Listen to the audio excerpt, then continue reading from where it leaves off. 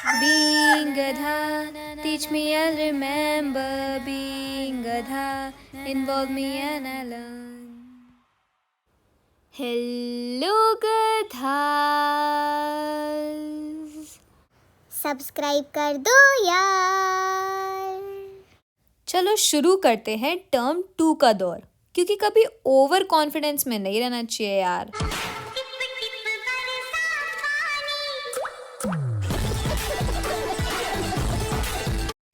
आज के हमारे चैप्टर का नाम है फ्रेमिंग ऑफ द कॉन्स्टिट्यूशन। अब हमारा इंडियन कॉन्स्टिट्यूशन, हमारा भारतीय संविधान, वर्ल्ड का सबसे लंबा संविधान है। ये इफेक्ट में आया 26 जनवरी 1950 में। अब इंडिपेंडेंस के टाइम पे इंडिया लार्ज भी थी और भिन्न भिन्न प्रकार के लोग भी थे, पर क्योंकि इतने सारे रिलीजन्स थे, इतनी सारी डाइवर्सिटीज़ थी, इसीलिए डीप डिविजन्स भी थे। इंडियन कॉन्स्टिट्यूशन फ्रेम हुआ दिसंबर 1946 से नवंबर 1949 तक। तो ये हमने पहले 11th में भी पढ़ा हुआ है कि कॉन्स्टिट्यूशन बनने में 2 साल 11 महीने और 18 दिन लगे थे। जब मैंने ये क्वेश्चन होमवर्क क्वेश्चन में भी तुम्हें दिया था, पता नहीं तुम्हें याद है कि नहीं, लेकिन मुझे तो याद है कि मैंने दिया था। बादाम खाया करो यार, कच्चे नहीं पक्के वाले खाया करो। अब तो समझ ही गए होगे कौन सी मीम आने वाली है। प्यारी समझ गई। हम करते हैं प्रबंध। म्यूजिक।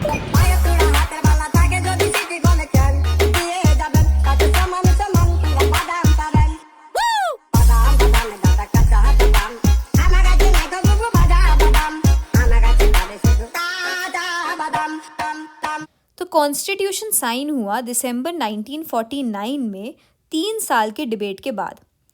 टोटल असेंबली में 11 सेशंस हुए, जो कि ओवर 165 दिन चले। अ टुमल्टस टाइम मतलब उथल पुथल का समय। पता है तुम्हें शब्द का मतलब? नहीं? कर क्या रहे हो यार जिंदगी में? वो क्या भी सुधार लो अपनी। ये इंस्टा ना तुम्हारी सारी मेहनत बिगाड़ रही है इस तरह।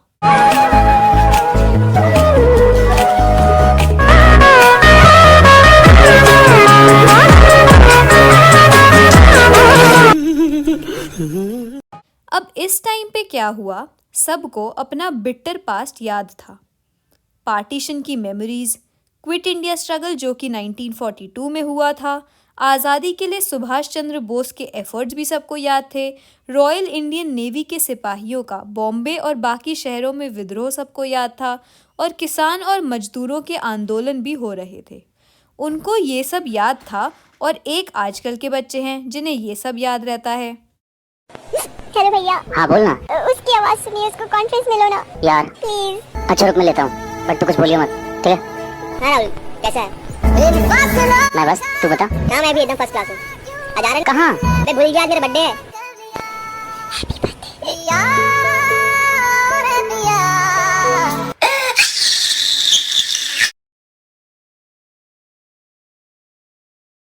इसके अलावा हिंदू मुस्लिम के विवाद भी हो रहे थे, और कांग्रेस और मुस्लिम लीग किसी एक सेटलमेंट पे नहीं आ पाए कि कैसे सोशल हार्मनी मेंटेन कर पाएं। तो अगस्त 1946 में कलकत्ता में शुरू हुई किलिंग्स के साथ मारने का ये लंबा सिलसिला शुरू हो गया, और इसकी वजह से बहुत सी पॉपुलेशन माइग्रेट कर गई, ट्रांसफ़र कर गई। 15 अगस्त 1947 में, ये हमने पहले भी चैलेंजेस ऑफ नेशन बिल्डिंग वाले चैप्टर में पढ़ रखा है कि बहुत सारे मुस्लिम्स इंडिया में रह गए थे पार्टीशन के बाद, और सिख्स और हिंदूज़ पाकिस्तान में रह गए थे पार्टीशन के बाद। तो इनको बहुत ही अलग सी फीलिंग आ रही थी वहाँ, क्योंकि वहाँ उनको ऐसे ट्रीट करा जा रहा था जैसे वो वहाँ के हैं ही नहीं, बल्कि वहाँ उनके पूर्वज कितने सालों से रह रहे थे। तो बहुत सारे मुस्लिम रेफ्यूजीज़ ईस्ट और वेस्ट पाकिस्तान की तरफ चलने लगे, और बहुत से हिंदू सिख्स वेस्ट बंगाल और ईस्ट पंजाब की तरफ चलने लगे। इसके अलावा हमने देखा था चैलेंजेस वाले चैप्टर में इंटीग्रेशन ऑफ प्रिंसली स्टेट्स बड़ा इम्पॉर्टेंट था। जब ब्रिटिशर्स गए तो सारे राजा महाराजा फ्री हो गए रूल करने के लिए, तो उस समय इन प्रिंसली स्टेट्स का अमलगमेशन भी करना था। अब पहले प्रोविंशियल इलेक्शंस हुए थे इन द विंटर ऑफ 1945 से 46। कॉन्स्टिट्यूएंट असेंबली के मेंबर्स यूनिवर्सल फ्रेंचाइजी के बेसिस पे इलेक्ट नहीं किए गए थे। जो कॉन्स्टिट्यूएंट असेंबली बन रही थी उसको एक ही पार्टी डोमिनेट कर रही थी, जो कि थी कांग्रेस पार्टी। तो कांग्रेस ने ले ली थी जनरल सीट्स और मुस्लिम ने ज़्यादातर अपनी रिजर्व मुस्लिम सीट्स ले ली थी। लेकिन मुस्लिम लीग ने कॉन्स्टिट्यूएंट असेंबली को बॉयकॉट करा और पाकिस्तान के लिए सेपरेट कॉन्स्टिट्यूशन के लिए अर्ज करी।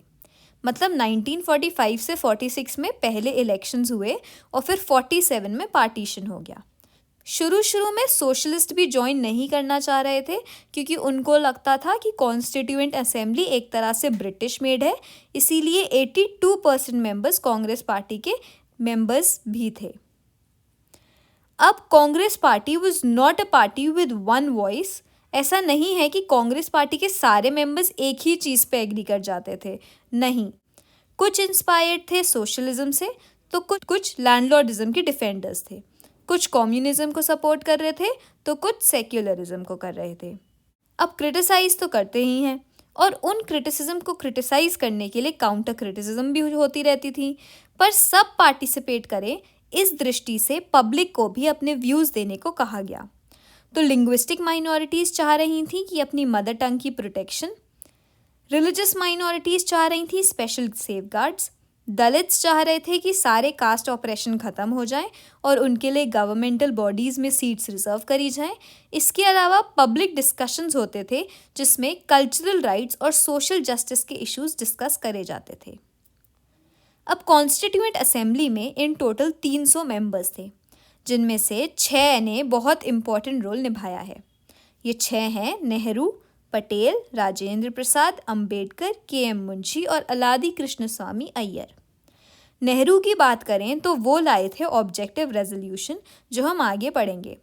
उन्होंने बोला था कि national flag of India try colour होना चाहिए, सैफरन वाइट और डार्क ग्रीन इक्वल प्रोपोर्शन में होना चाहिए और बीच में नेवी ब्लू का एक व्हील होना चाहिए। इसके बाद वल्लभ भाई पटेल ने ज़्यादातर बिहाइंड द सीन्स काम करा है। उन्होंने कई रिपोर्ट्स ड्राफ्ट करी हैं और अपोजिंग व्यूज़ के बीच एक डिसेंट रिलेशन मेंटेन करने की कोशिश करी है। डॉक्टर राजेंद्र प्रसाद हमारे देश के पहले प्राइम मिनिस्टर थे। उन्होंने इस तरीके से डिस्कशंस करवाए हैं कि सारे मेंबर्स को बोलने का मौका मिले। बी आर अम्बेडकर लॉयर और इकोनॉमिस्ट थे। महात्मा गांधी के कहने पर उन्होंने लॉ मिनिस्टर के पद पर यूनियन कैबिनेट को ज्वाइन कर लिया था और फिर उन्होंने चेयरमैन ऑफ ड्राफ्टिंग कमेटी के रूप में अपना काफ़ी योगदान दिया। के.एम. मुंशी और अलादी कृष्णस्वामी अय्यर ये दोनों लॉयर्स थे। के.एम. मुंशी गुजरात से थे और अलादी स्वामी अय्यर मद्रास के थे, और इन दोनों ने कॉन्स्टिट्यूशन ड्राफ्ट करने में अपना बहुत योगदान दिया।